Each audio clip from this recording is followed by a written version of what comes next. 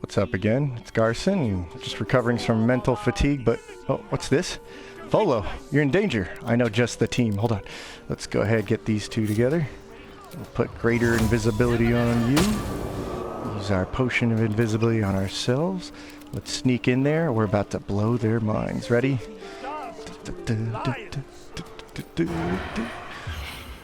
Whoa! Yeah, just a nice 164 right there. Alright, pause that. Let's see. Oh, look at this. Laezel. Agent Laezel. What can you do? You need to save that man.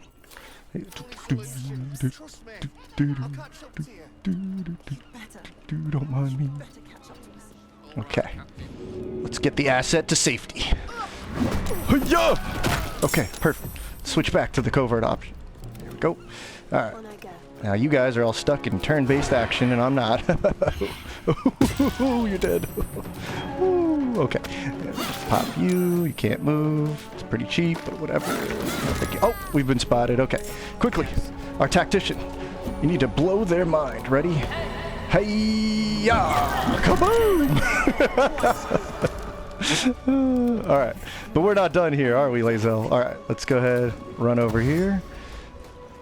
They're not the only ones who have psychic damage. Whoa-bam! That's right. Topple them and give them a finisher.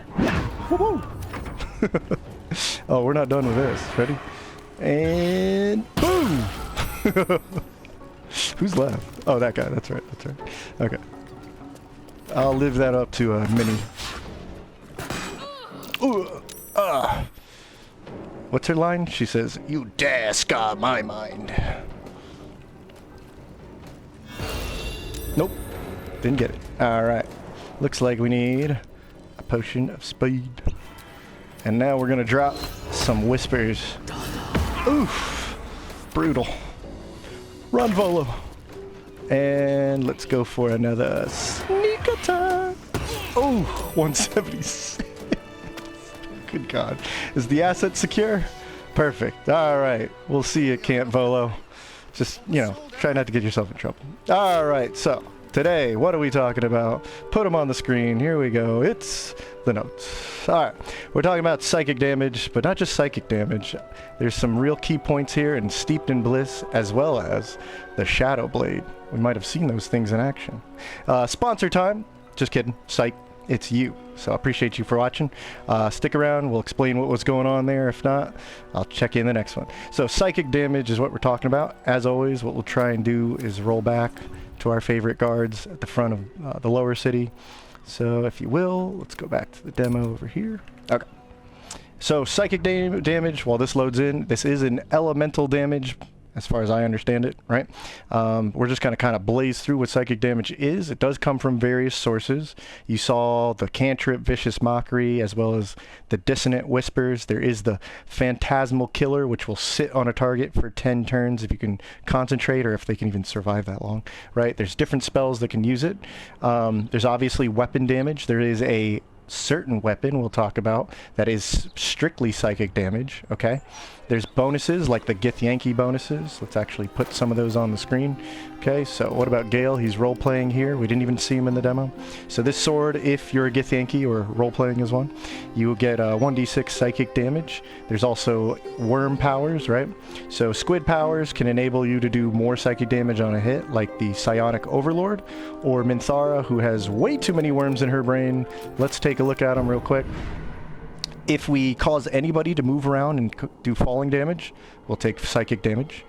We can blow our concentration to hit somebody else with psychic damage. If we damage someone enough, they'll actually explode, like we blew their mind earlier for psychic damage there. There's Psionic Backlash, which will do psychic damage based on the attack we just took on a spell, and so on and so forth. There's even more like Stage Fright. So worm powers give it, spells, there's weapons, there's bonuses, and there is a unique condition, like offensive condition, you can cause with the Brain Drain Gloves or the Ring of Mental Inhibition. So right there on the notes, but let's look at it in game. It's mental fatigue. Affected entity has a -1 penalty to the mental saving throws, wisdom, intelligence, and charisma. So if you're trying to cause something like hold person, right? Or maybe you're trying to hit somebody with Tasha's Hideous Laughter. If it has a whiz condition, this could actually help benefit you to get that to come off, right? Okay, so mental fatigue. But if we go past 5 stacks, so each turn that this is raining, you can think of as a stack. So if it's 2 turns, it's 2 negative penalty, and so on and so forth. And you can get it up to 5, but 5 or higher, they'll actually reset the stacks while also causing a little more psychic damage. Interesting, okay? So it's a stack once per stack. It's a -1 to your mental throws. It's per stack. Can go up to 5+ and reset and do a little extra 1d4 psychic damage, and it has a maximum of 7 turns. This is funny because it can actually reach those 7 turns without popping and resetting, so that like the next time you do it, it'll reset or something. I don't really know specifically how that plays out, but I've seen it. Maybe we'll see it again, right? So let's get into some obvious questions here. Is it good, and are there downsides? So in short, yes. In short, it is good, right? There's a few reasons for this, like enemy resistances, okay? So very few enemies are going to resist this. If we look at the, you know, good old fist, right? They don't resist nothing, obviously. But a lot of enemies are going to resist, like bludgeoning, slashing, piercing, and then maybe necrotic or something. But like the Steel Watchers, they actually are immune to psychic. But Steel Watchers, while a very big threat, it's not the worst thing in the world, right? Especially on how you build it. But this is few and far between. I would throw out a number out of my butt. I'd say 90% of the enemies do not even resist this, let alone be immune to it. And you can build for the damage, right? You can build like Minthara here, who is built to throw out this cantrip and Dissonant Whispers. Let's hop back over here. You can build for it in terms of the Shadow Blade, Shadowheart, if you would. Make it pop out. Ding! To Shadow Blade. And the blade itself is 100% psychic damage, okay? So you can literally build for it. It could be your whole primary source and thing you want to do, whether it's magic, cantrips, a weapon, okay? There's options. And then you have the other options, like it could be supplemental, like the Githyanki weapons, or there's even this cool little longsword, the Sword of Oppressed Souls. Around the same time, you get the Resonance Stone. You get this little sword with no condition, just does a little bonus on a longsword, right? Then there is the Resonance Stone, as well as the Shadow Blade, which we just saw right there. And these are 2 key factors to the video, and 2 builds I'm going to show you. Every build in this video benefits from the Resonance Stone, and the Shadow Blade is something you can build for with the enhancement of the Resonance Stone to really pump out those crazy numbers you saw earlier, okay?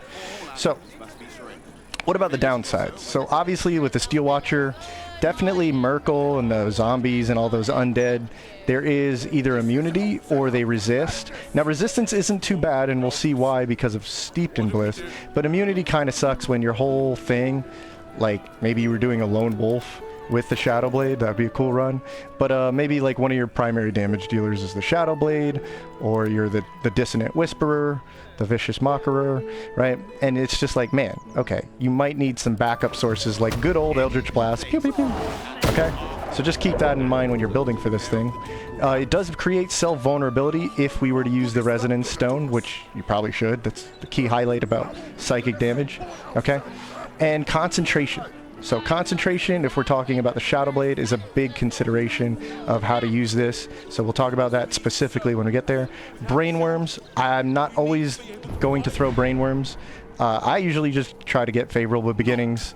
Take this just so I can get ability drain. And this is really just for certain things, like if I need to inflict a condition for arcane synergy if I'm not already doing that. But I gotta be honest, I don't play around with the Lithid powers too much. I like it more as a secret class in the game, or a subclass in the game, or just like for certain runs and RP stuff. But yeah, maybe you consider that a downside. You don't want to use brainworms, right? So far more powerful in Act 2 is a really big practical consideration. So psychic damage can be used all game, but it's way more practical to use it mid to late Act 2 and then onward. But it becomes extremely powerful and very much worth it, as you can probably see from some of these builds. And it's because Steeped in Bliss. Okay, so why did he even have the Snowburst ring on here? Okay, so I was playing around with the Morning Frost. I was maybe going to mix that in here, but let's just look at it, right? So Morning Frost is a very interesting weapon. You can get it in Act 1. It adds cold damage to your cold damage. So if you're doing anything cold related, it could potentially chill. There's other ways to chill, and chill is a specific condition where you can make someone vulnerable which means you do double damage when it comes to cold damage. So you could build all around this element, right?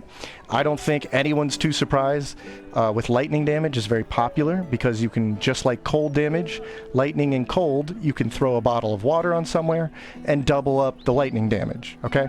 So we can get vulnerability for those two elements, but because I guess the developers kind of know that, you can typically see on like major encounters, not really cold, but maybe lightning. It's very popular, and I guess they consider that in honor mode. So when they were revamping honor mode difficulty, this becomes very like a very popular resistance. Okay, so then you're only doing normal damage. So it's like, man, what the hell? Not always, but I feel like the devs consider that, and I usually try to give an honor mode perspective first. Okay, so with Steeped in Bliss, however, this is another element we can get double damage. So what I'll do for you is switch over to Shadowheart.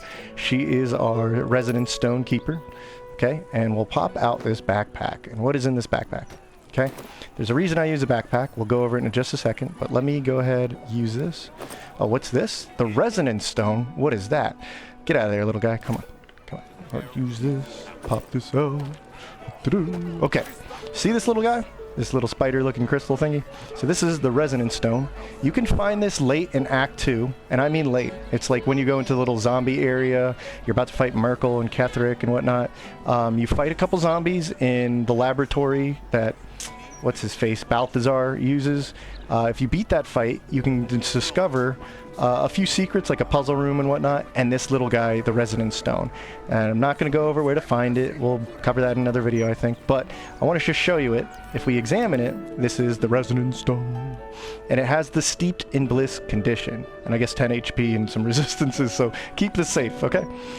Steeped in Bliss, what it does is it's going to give you advantage checks on physical checks, right? And disadvantage on mental saving throws. But the biggest thing of all is the vulnerability to psychic damage. So unlike any other element, you just can passively have people weak or vulnerable take double damage to this. But let's actually look at some of those details, and then I'll explain why it's in a bag, okay? So advantage on physical checks is going to become really important on concentration, not getting hit, so on and so forth. But this can also screw you up in dialogue choices, so just keep that in mind. Advantage on physical checks has a lot of properties that come into play here.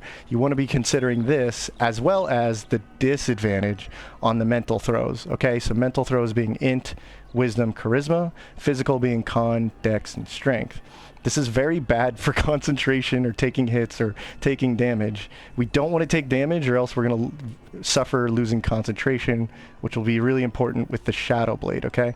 So just keep this in mind when we're talking about Steep and Blade and what it gives and what it takes away. It's very risk-reward, which I love, okay? So these positives and negative traits, depending on what the situation is, these can affect you in dialogue choices, especially the mental throws. So maybe don't carry this in a very important charisma check or something, okay? Vulnerable to psychic is obviously combat reasons what's big deal here, but this affects you and everybody in a 30-foot radius, okay? So with those conditions, we can keep the resonance stone there and go tactical mode and zoom out a little bit. You can sort of see a wave of purple on the perimeter of this big circle, if you could just barely see it, right? So if we move around, you can see this purple wave. See this circle here? And it's coming around in a 30-foot radius. Then when you're carrying it, you become the center of that radius, okay? So if we go ahead, pick this open, and we'll drop it in the bag, and we'll pick up the bag and be the bearer. Pick up. And now everybody, you can see people getting highlighted, right? Everybody you hover over has this Steeped in Bliss condition nearby, okay? So now everybody's suffering it.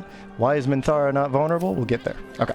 So you suffer vulnerability as well as everybody else. So now anybody taking psychic attacks, including you, get double damage on psychic. So it affects everybody in that radius, something to consider. So a little caveat before we move on to Shadow Blade is, I don't know if this was fixed. I always get paranoid about this thing. Once you acquire it, I'm going to give you the hint to put it in a bag or a container or a chest when you throw it into your inventory. Because when you long rest, this thing loses its condition. I hope this isn't a bug, one way or another. I just hope, okay, just keep it the way it works now. As far as I know, you have to do this. Put it in a container. It could be the camp container. It could be a bag in your inventory. It will never lose its steeped in bliss condition, because I've seen this thing literally turn off like it ran out of batteries, all because I long rested. So, big detail. And that's why I'm going to go to the notes real quick and say, put it in a container. Long rest kills it. Okay? So if you can just remember that, you can use this thing. Because, again, I hope they never patch this or change it. Personally, just keep it the way it is. It makes psychic damage top tier, or just really interesting to play with. A really viable, powerful choice. Okay? So this is a big crux of why Psychic is awesome. And we'll get there in just a moment, because I'll have more to explain there. But let's jump over to the Shadow Blade. So this is a ring, not a blade, that is acquired by Arabella. So once again, maybe I'll do a video of how to get this thing or go over a little more detail, but this video is mostly about the Shadow Blade anyway. So other than acquiring it, let's just say you find it early in Act 2, fairly early. If you wanted to blitz your way straight to Arabella, what you need to do is make sure you save her from the mean old Kaga, okay, and the snake. And then you need to save the Grove and the Tieflings from the Goblins. If you meet those conditions, later on in Act 2, you'll find Arabella somewhere in Reithwin fighting off 2 shadow creatures, and whatever. It's her destiny to become like a shadow druid or something. Cool. We saved her. We told her parents brutally, I might add. We told her parents, hey, your parents are dead. She cried to Withers. Withers tells her she's going to be a hero and a Mary Sue. Great for her. You long rest, and she will be like, not over it, but she'll like embrace her destiny to be a shadow something. I don't know. She'll give you the ring, and that's pretty cool with us. Thanks, Arabella. Okay, so let's actually look over what the Shadow Blade is, other than just a ring. Obviously, it's in my hand, so how does it work? It's a spell, so to speak. You must always be wearing the ring. It is a concentration spell, and if you get knocked out of concentration, you must short rest to reactivate, or be able to reactivate and turn on the lightsaber, as it were, okay? So those are some steeped conditions, right? But it is a 2d8 finesse short sword. In fact, I will tell you right now, it's called a short sword, but it actually has no weapon enchantments. It's not even really considered a short sword. It's just considered a simple weapon. As far as I know, any class can really use this, just like a dagger. Okay, I might be wrong about that, but what I do know is it's a finesse weapon. And it's light, so you can dual wield it with other light weapons, and it does work off strength and dexterity for attack damage, the bonus, and your proficiencies and your accuracy, right? Also, if you're a warlock and you want to pact weapon it, you can get it to work on charisma. So it's just a regular weapon, but something very special about it is it's not a regular weapon. You have to have all these conditions, and you can't give it to anybody. You can't throw it. It has to be on your persons, and it's better to, if that's the case, you might as well equip it. But if you can meet these conditions, it's powerful because it's pure psychic damage. That means any damage you add that would otherwise normally be piercing, bludgeoning, just adding on to your weapon damage, this is also now psychic. So let's go over that. It's a ring slot. It must be concentration, which means you should or must build around that factoid, right? It's proficiency, right? You get proficiency with it, okay? There's advantage, so you should have proficiency with it. You should have advantage. You should have proficiency in your saving throw, Constitution. You should have advantage on Constitution. This is what I'm talking about. So concentration. You need to short rest if you lose it, which is a real bummer. If your whole build was about it, you pop out of the Constitution or the concentration, you have to wait till a short rest. So mid-fight, that's not happening unless you can get the hell out of there, short rest, and pop it back open. Okay, and Psychic Smite sucks. Wrathful Smite. I'd put it on the screen, but I didn't even want to bother. It's a concentration. It's an action, bonus action, and a concentration. So you will be knocked out of concentration, lose your Shadow Blade, just because you were trying to add some smite psychic damage, and it's not even upcastable, so it's not even worth trying to put. I got confused with this all the time, and then I was being dumb back then. Anyway, so again, you should really consider the requirements for this, and a big one is concentration. Build for proficiency, build for advantage, and basically don't get hit so you don't lose it and have to recast it. Okay? The Strange Conduit ring is a little notation here because, well, in your other ring slot, you have one more left, and you can get another 1d4 when you're concentrating. Seems like a natural fit. So it's another ring slot if you're willing to use it. You're already concentrating. You're going to double the psychic damage just like the blade. So the blade effectively ends up 2d8 plus your stat modifier plus another 1d4. And because it's dice damage, it's noteworthy because dice damage double on crit, just like your crazy 2d8 dice, right? And all your psychic damage doubles, okay? So pretty good ring in my opinion for it. Not exactly best in slot though. Just figure I'd mention that. Seemed like a natural pair for each other. Obviously, the Steeped in Bliss combo is disgustingly overpowered, okay? Crazy damage when they're not immune to it. There's a huge risk reward though. You're doubling your psychic damage, but it's harder to maintain your concentration because you might get knocked out of it when you take damage from disadvantage on your wisdom saving throws. It's no wonder that I'm trying to keep advantage on wisdom saving throws to balance out my disadvantage on wisdom. Wisdom's one of the most popular. Let's say I got held person or charmed, then I got knocked out of concentration, I lose the blade. That would screw me over big time. So it's not just always about armor class, right? So this makes it harder to maintain concentration, and if anything is, you know, using psychic damage, I'm more vulnerable. There's also different approaches to using this. I went with dice and crit, but I've definitely built it for flat damage. I'm talking, remember, an elixir of giant hill strength. Let's go to our monk here.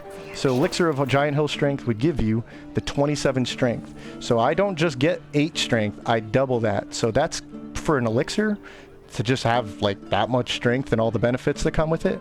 Now my little knife does 16 bonus damage for flat damage, okay?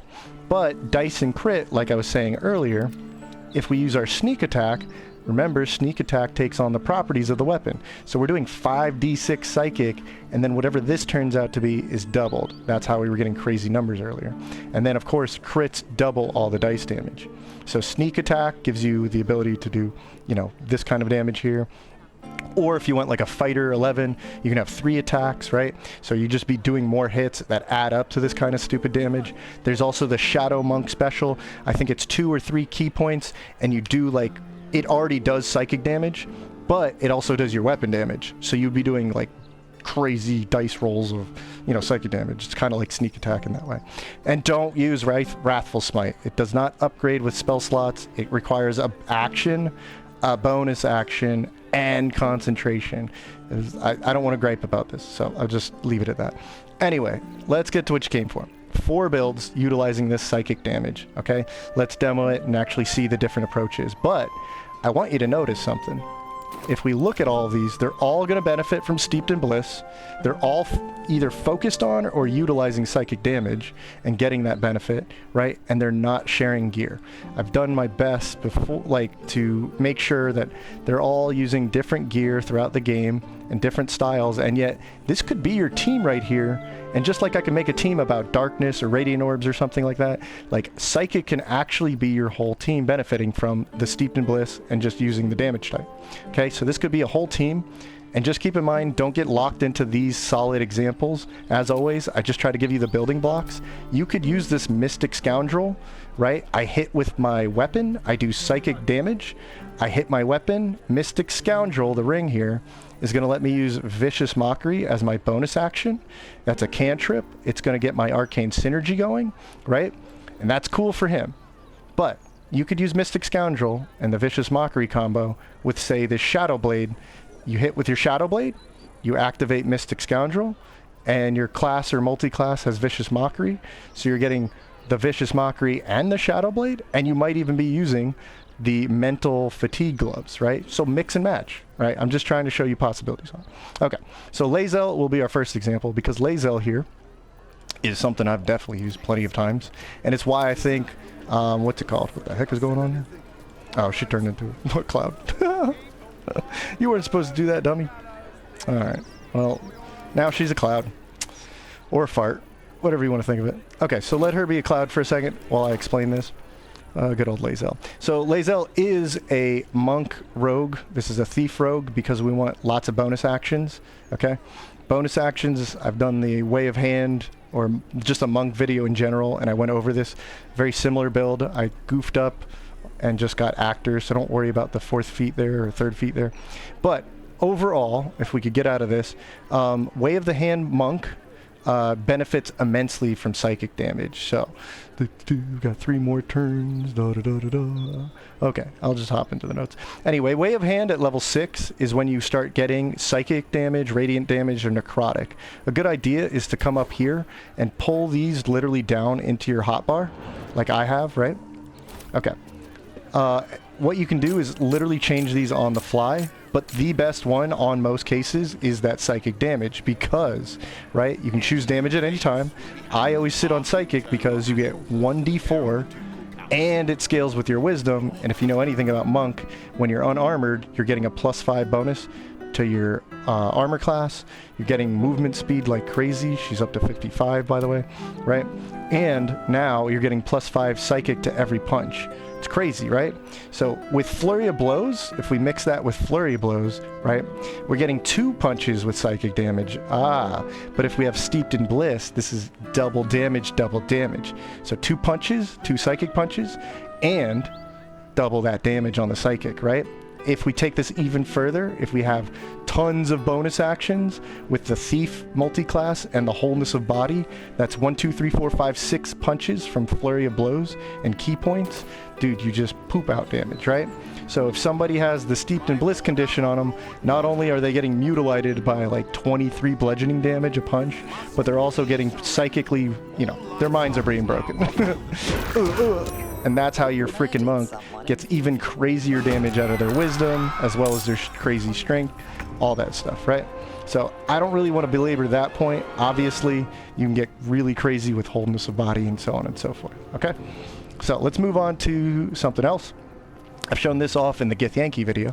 So this is a psionic fighter. It's a little bit different from that example. This is a bit of a stat man. So it's the psionic fighter with a sharp tongue. So this is Gale pretending he was Githyanki, okay? If you don't know, you can just change yourself to a Githyanki, then equip the sword, and then the sword thinks you're a Githyanki, and you get that conditional psychic weapon. When you are a Githyanki, you deal additional psychic damage, okay? That's how I got it on Gale. But Gale here, he is a bit of a stat manology. So when I talk about stat man, what I'm talking about is I did a breakdown before where you're just getting a lot of stats, and there's a few tricks to doing that. So I went into charisma and intelligence because I knew I could get enough dexterity and I could get enough strength with this elixir, and so I have 4 primary stats overall, if you think about it, right? But I did just mention he can use the Band of Mystic Scoundrel in order to make spells and cantrips that are enchantment or illusion into his bonus action. So, again, we'll make sure the Steeped in Bliss condition is on this guy. He's Steeped in Bliss. And now, Gale will get some bonus damage on his weapon, but it'll be doubled up, doing 8 instead of 4 right there.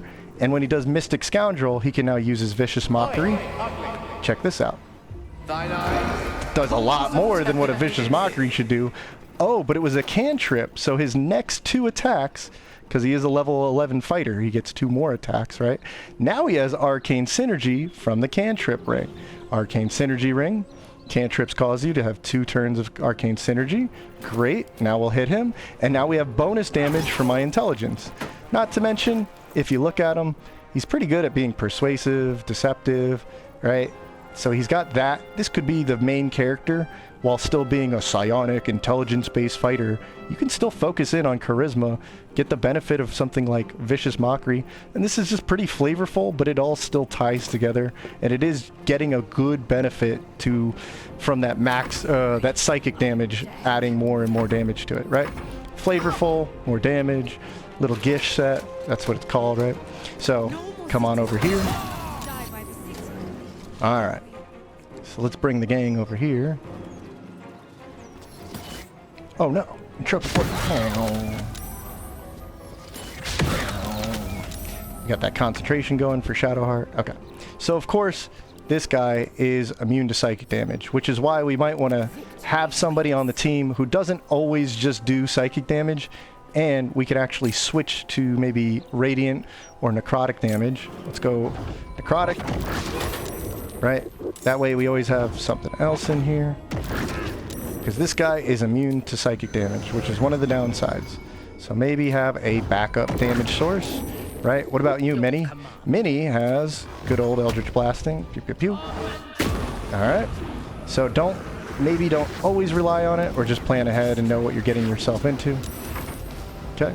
Just wanted to demo that off a little bit. Gale, you're doing great. Don't worry about it. You deserve a little break. So, just real quick with Gale, like I said, role-playing a bit of as a Gith.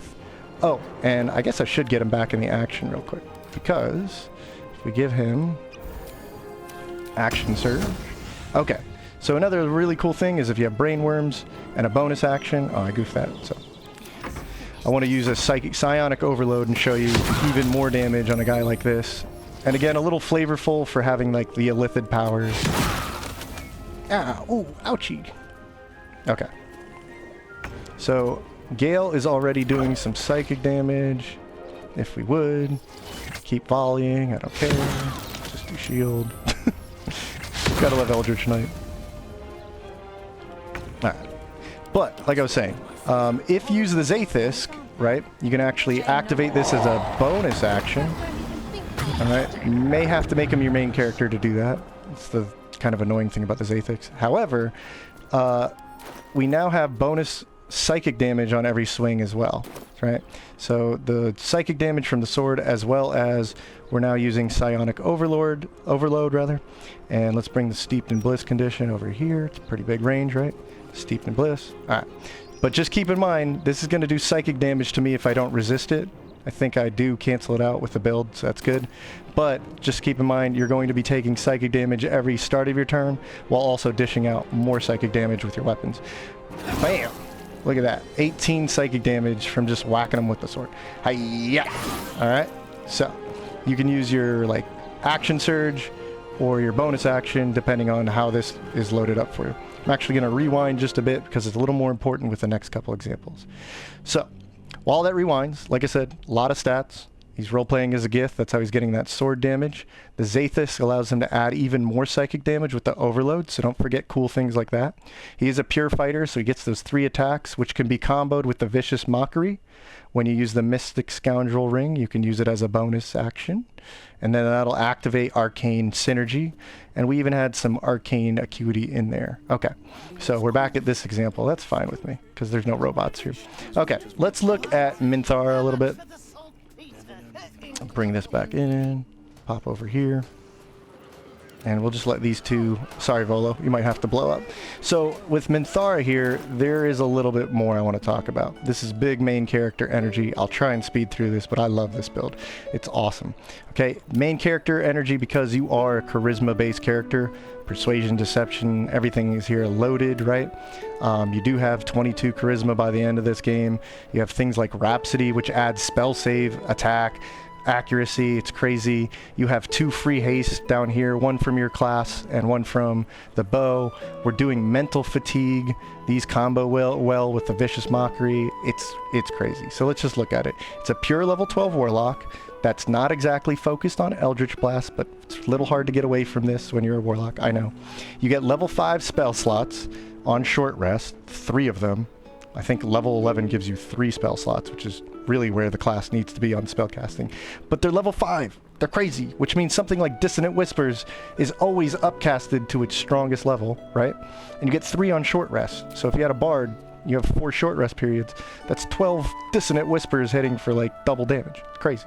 Okay, so obviously this is very much built on these 2 here, but there's a lot more going on here. So Pact of the Tome, right? It's going to give us the Vicious Cantrip. I didn't multi-class for this.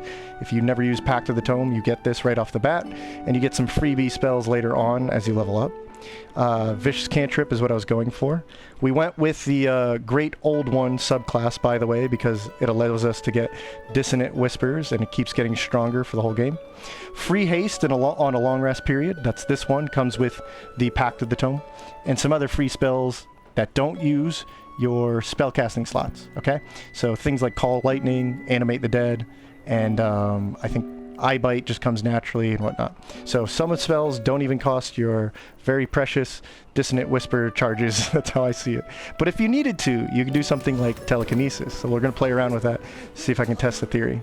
However, Brainworms, I told you she's got a lot of Brainworms. Oh my god. Okay, so Brainworms, huh?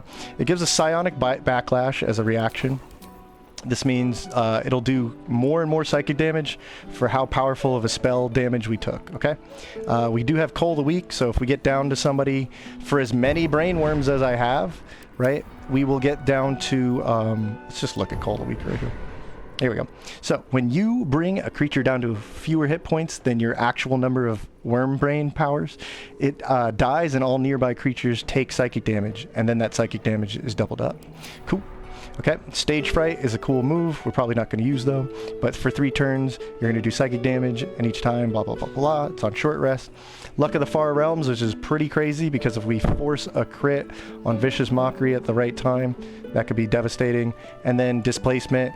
This, I want to see if it works with Telekinesis. I apologize. I didn't actually test it yet. Alright, Displacement is whenever someone takes like fall damage, you actually add psychic damage, as long as you were the one who caused it. Okay, so let's switch this back here.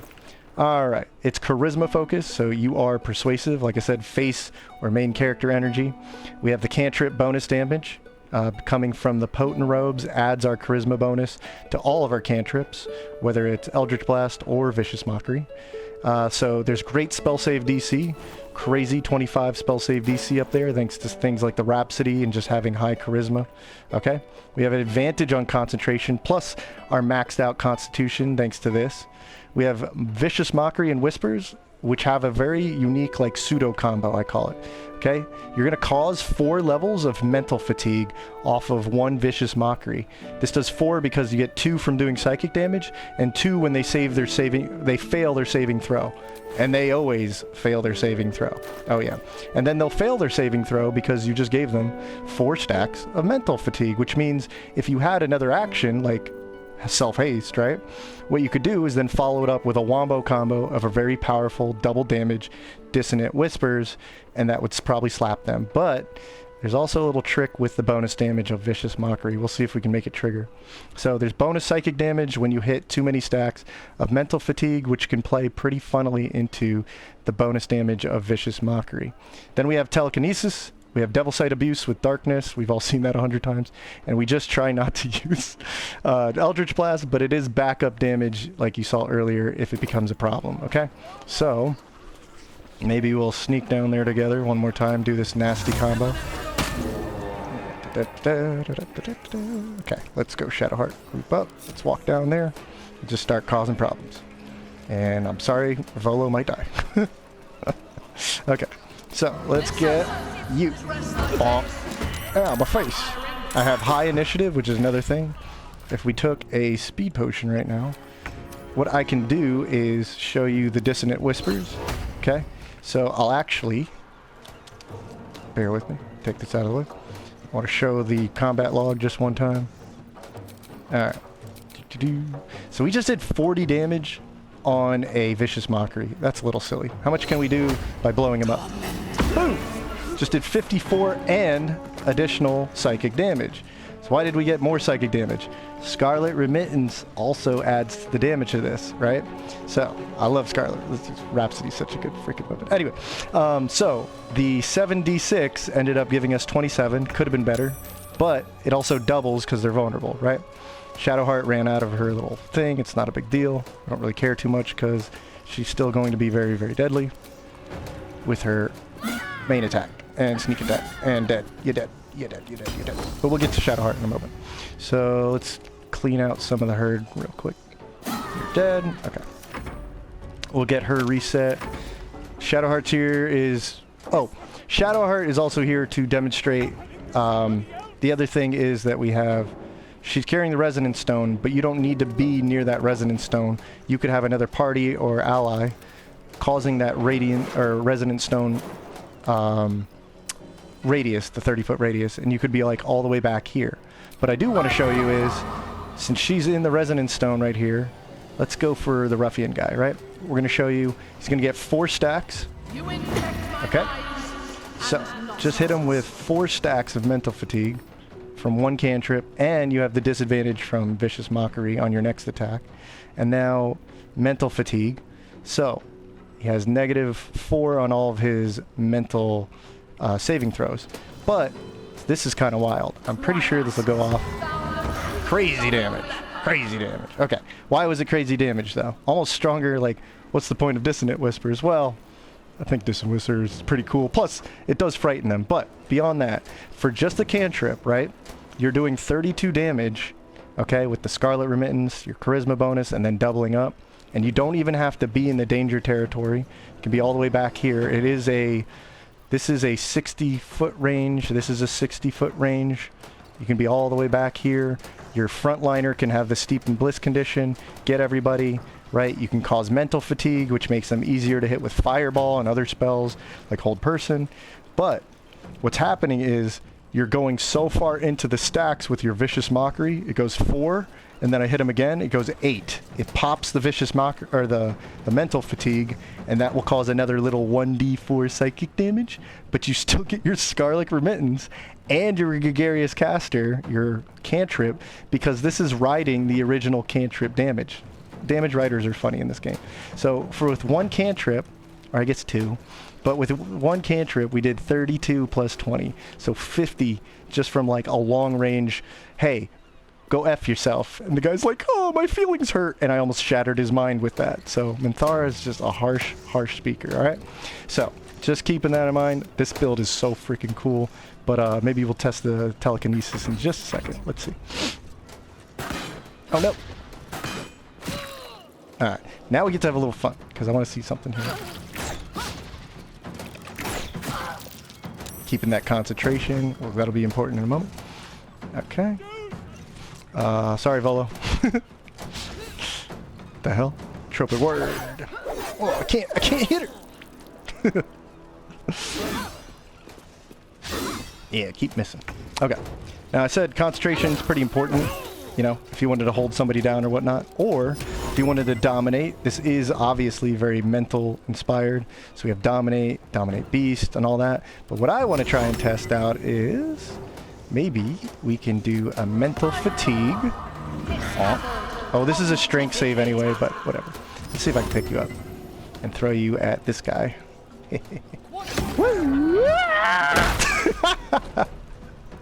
Okay, so I wanted to see if we get a little psychic damage with that. So with Displace, you're supposed to get this right here. Anytime you make someone do falling damage, they would take psychic damage, but I guess we didn't get enough falling damage out of that. So I just wanted to play around with that. Still, it is a mental-based Warlock, great old one. Maybe the Elder Brain, you know, has a little touch by the Elder Brain, kind of fully convinced evil character. I love this build. Really wanted to show this one off. Okay, but of course, I think what everyone wants to see is the Shadow Blade. So little Elden Ring Skadoo Blade, right? This is mostly Rogue. It's 3 champion because we want the extra crit. And we do get Action Surge with that, so not a big loss. If we would have went further into Rogue, we would have had a 6d6 Psychic dice right here. So a little loss, but we do get Action Surge, and we do get any armor choice we want and a few other benefits, okay? So we're building for crit, I believe, when we're in the darkness. 15 or higher on a crit means 15 or higher on a roll. An attack roll is a crit. Sneak attacks obviously have advantage, so even better chances to roll that. And Savage Attacker means all of our dice. Oh, wait, I didn't even pull this up on you guys. I'm sorry about that. Let me pull the notes up before I violently take them away. Okay, so like I was saying, this is mostly Rogue, 3 champion. Building for crits, 15 or higher. Sneak attacks give us advantage when we get them off, as well as Savage Attacker is going to give us increased dice rolls, okay? So Savage Attacker being a feat right around here. So what this will do is it'll take your melee weapon attack rolls and re-roll them twice. It rolls the dice twice and takes the highest result. I think on the damage over here behind the notes, it's actually like bugged. It doesn't show you properly, but it does in fact take the higher roll. So leave that in mind, right? And obviously I've showed you enough, but this is built for concentration so that we don't have to lose it. You can see even when she got hit, concentration was never lost. So fighter first gives us the concentration proficiency, or constitution proficiency, I should say. We have advantage armor. So again, I want to be doubly sure, not just steeped in bliss, because I don't know if this is calculating or factoring in to our constitution, but if it isn't, we do have armor that saves constitution saving throws, concentration.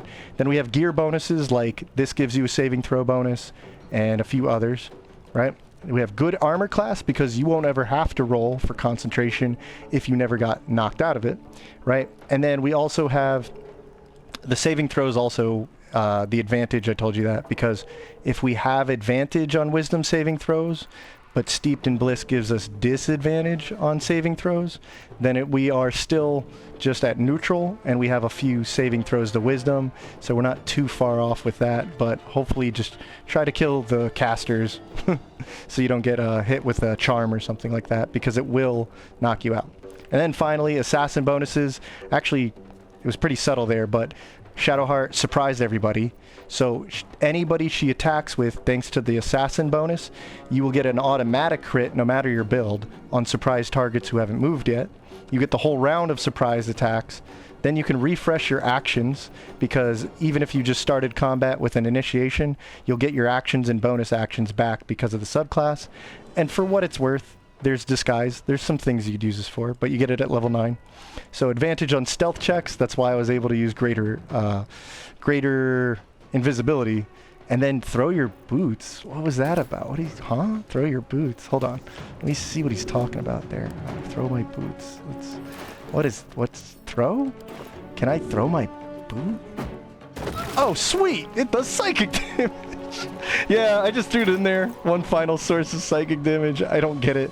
There's this little slinging shoes. You can throw your boots and they come back and re-equip themselves. That's stupid.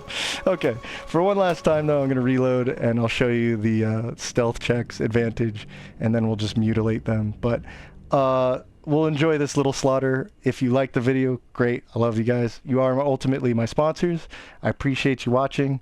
We're going to do one last little fun example with the Shadow Blade, just for those sickos out there. I know, I'm one of them. But otherwise, I appreciate you, and if there's a topic you want to check out, let me know, alright? So, load back in here, switch back to these two, and let's just blow their minds one more time before we go. Alright, here we go, Minnie, if you would. Take that. And go ahead, invis yourself, group up. Let's just see what we can do. Maybe we can even throw a shoe.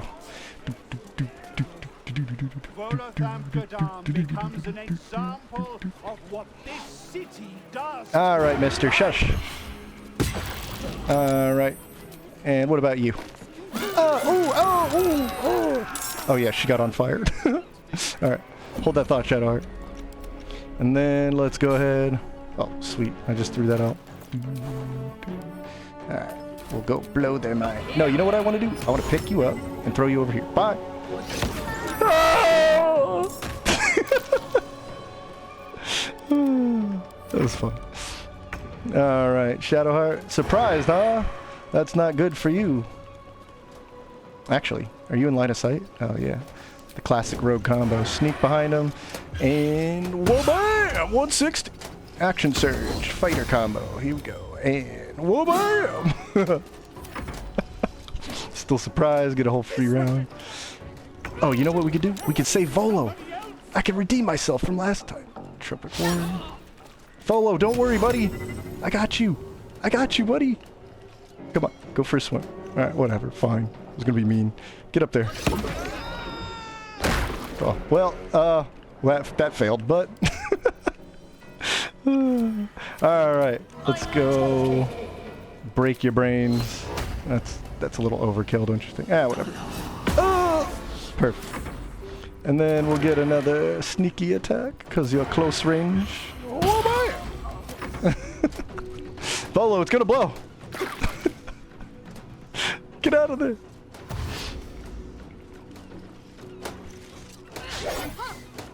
Alright. Oh shit. Alright, well, good way to end it. Alright, let's just go ahead and hold that guy down. Boom. And you bet you know what's about to happen. Oh! Alright, that's gonna do it. That's gone on long enough. I appreciate you guys for watching. If there's another topic you want to see, let me know. Otherwise, I'll keep on trucking. You guys have a great one.